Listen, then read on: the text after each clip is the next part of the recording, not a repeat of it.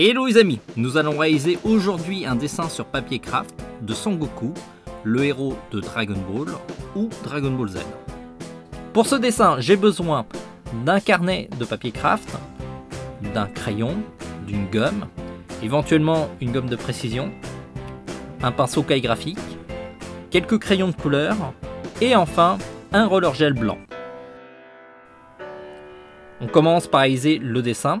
Je dessine un rond pour schématiser le visage, puis je l'allonge pour avoir la forme du menton, et puis je détaille petit à petit le dessin. Inutile de vous présenter Dragon Ball car c'est une série ultra connue. Elle s'est arrêtée depuis 20 ans et elle est toujours au top de la popularité.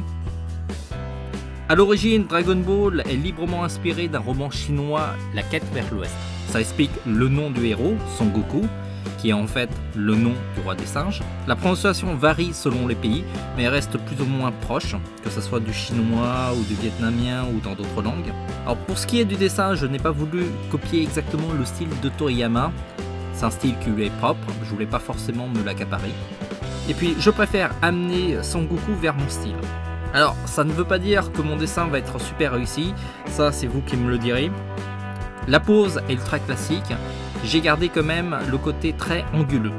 Une fois le croquis fini, je réalise les contours au pinceau calligraphique. Alors ce n'est pas l'outil le plus simple à maîtriser.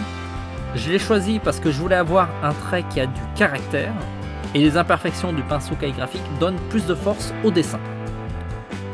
Alors si vous débutez au pinceau calligraphique, ne cherchez pas au début à faire de belles traînées d'encre immédiatement.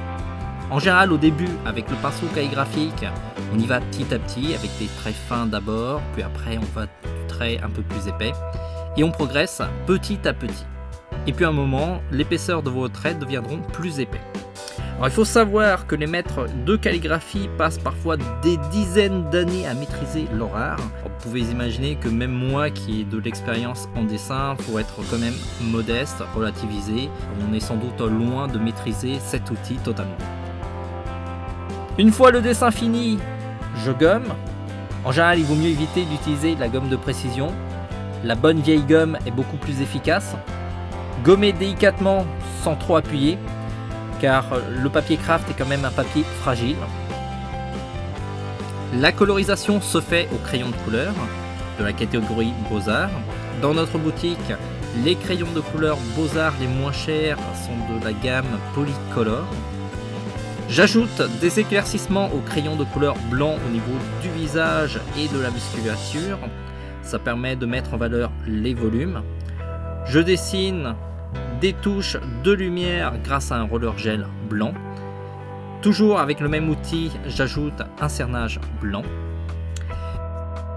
Alors ce qu'il faut savoir, c'est que dessiner sur papier craft est une technique assez simple et je trouve que ça donne plutôt un beau rendu. Merci d'avoir suivi cette vidéo. Si vous l'avez aimé, cliquez sur j'aime, ça serait super top. Ou encore, la partager avec un max de monde. Vous pouvez aussi nous soutenir en achetant votre matériel de dessin sur notre site. À la fois vous vous équipez et en plus vous nous permettez de continuer à offrir du contenu gratuit.